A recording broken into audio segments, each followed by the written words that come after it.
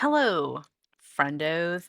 I did that thing because like I mentioned, using OBS to like record my videos, and I hit start streaming but it was so quick. It was just start. I was like, oh no, then stop. But anyways, hello, my friends. How are you doing? I am Atomic, and welcome to Atomic Reads Books. And we're doing another review, and this is another review where I don't have a physical copy of the book because I read it on my Kindle. Look at my Kindle, look at it. It's so fun, right? If you want to know what I'm currently reading on my Kindle, currently I'm reading a story called Ring Shout. Um, I'm about 80% of the way through it, so I'm very excited it's getting really interesting. Um, Started off really slow, but anyways, that's just not a review for that. This is a review for the story House of Monstrous Women by Daphne Daphne Fama. Let me, of course, like we always do, I'm gonna give you a little bit of information about the book. I believe the book came out like end of 2025, early 2026. It doesn't say on Storygraph, which is what I have up here for book information. Um, but the book itself, it's 366 pages. Again, my copy was digital. I got it, checked it out from the library. I love being able to check out ebooks. It's fantastico. Um, but yeah, so about the book. So House of Monstrous Women by Daphne Fama is a 1986 Philippine set Gothic horror where impoverished pariah Josephine accepts an invitation to her friend Haraya's decrepit maze-like mansion. She must survive a deadly high-stakes game of hide and seek against a house that eats flesh, rooted in Filipino folklore and political upheaval. So, yeah, and then the book, there's a couple different versions of the cover. One version of the cover is like purple and it's like House of Monstrous Women with who we can assume is Josephine in a white dress, and she's got kind of like, anyways, very creepy, kind of looks like viscera kind of crawling all over the letters. And another cover, which is what I'm looking at, it's like red with like a house in the background, a bloodied hand on the ground, flowers coming up all around it. But yeah, I enjoyed this book. I did for myself have a few little like qualms with it. They're not big enough for me to be like, this book was trash. I enjoyed it. Which I'll go over my rating here in a minute. But the overall story is you have Josephine who comes from a family of her parents are dead. It's just her and her brother, but she's left alone in her village. Her parents were basically they were murdered because they were for political reasons. So it was a political assassination. And um and Josephine's life is very dire, and when you first meet her, she's trying to get on a bus to go to Haraya, her childhood friend's, house, and, you can definitely tell, like, people are kinda giving her a side eye, and there's a lot of, like, she feels very uncomfortable there because, again, it's just her. Her family home is basically falling apart. Her brother isn't sending her money, really isn't communicating. He's in the major city of Manila, with another one of her friends who is her girlfriend, who ends up being her brother's girlfriend as well. Sorry.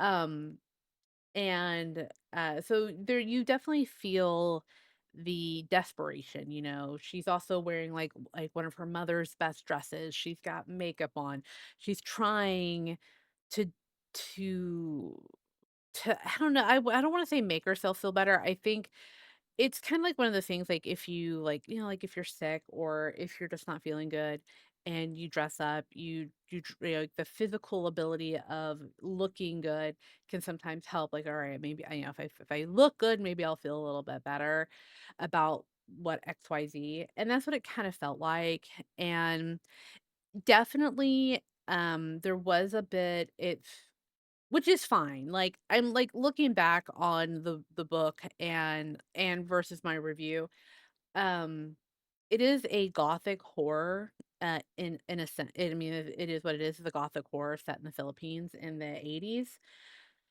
And with good Gothic horrors, there is gonna be that slow burn. It is gonna be sort of this slow build up. And I think for me, it was just like, okay, we're trying to get there. Um, I think the pace was fine. I did end up giving it 3.75, and I think for me it's because when um when the pace was going, when it started picking up, it was like, "Okay, okay, okay." Like, then you get hit, like, it was like, "Er," like, it hit the brakes kinda hard. You're like, oh, it's kinda a little bit of a whiplash, and then you have to kinda go back into it. Um, I think that was a little jarring for me. Uh, Overall, I love the imagery. Like I said, once the horror gets going, it is good. It's amazing. You're introduced to a lot of like I said, Filipino folklore about asawangs, kind of which are like witches, sort of what that entails. So like that's really interesting. It was really interesting to see the world open up, like a whole new way of looking at horror for me, and I'm always interested in learning different folklore from different cultures because I think it also you get better understanding of the world around you. Um, Other than the pacing, I think my only thing is, without going too much into it, really was the ending. And I don't know, it felt it just I don't know. I try to, like, without spoiling the book, because I do think you should read it. It's a good book. Maybe your opinion will be different than mine, and that's okay. Because, like I say, not everything is for everyone, and how you interpret a story or how you like things, and, I'm not here to say a book should have been written this way. I just think for me, I don't know, I think the ending felt a little too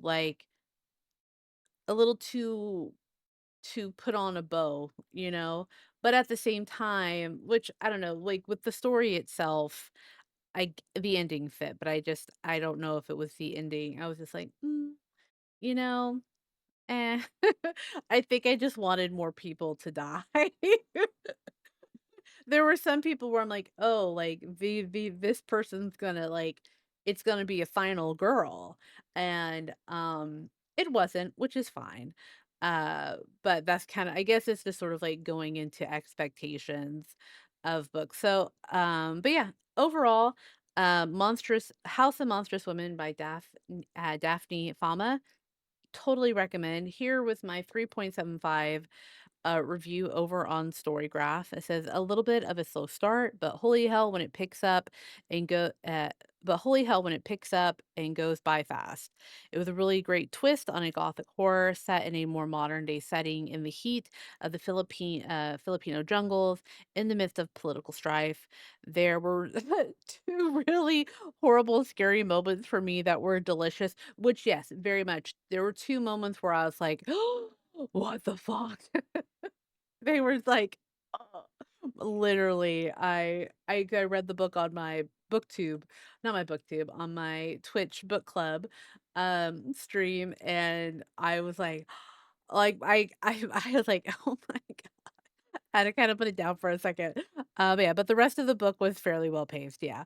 And I love Josephine, a fantastic lead for this story. But yeah, Wanna Be Spooked, give it a read. So, Josephine, yeah, real quick, talking about Josephine, I really liked Josephine. I think part of it was, like, I guess you have to write some characters to be really dislikable, but I do kind of feel like Josephine's brother, whose name I can't remember off the top of my head, was pretty one note. I felt he was pretty flat. And when you read the book, you'll kind of understand why he like kind of the way he is.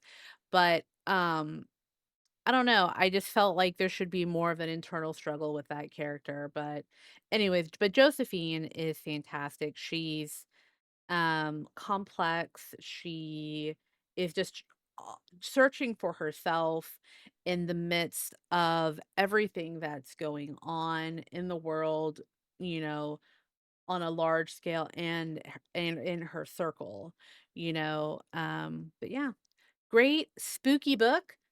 I highly recommend it. Like I said, my 3.75. I think anything like above a 3, absolutely read, because I think 3 is like fun. Like 3 is like a fun book, right? Like, oh, this is so fun, you know? But yeah, it was a fun book for me. I hope you pick it up and read it. If you do, let me know what you think about it. Like I said, I got mine on through my library. My library uses the Libby app. So yeah, I got mine through my library. Again, this is my Kindle. How funny is that? That, sorry, just showing it off now. This is, Varric, by the way, from Dragon Age, which shame on Dragon Age for not making Varric a romanceable character. Anyways, neither here nor there. Thank you guys so much for, hanging out. Tell me if you plan on reading House of Monstrous Women or if you have another great horror book recommendation. I have lots of Gothic horrors that I'm really looking forward to reading. So, um, yeah, that's it for me. Make sure you're following me on all the social media things. My main YouTube channel is the Atomic Pirate Girl, and then of course all my social media things. So, yeah, you guys have a good day. Bye.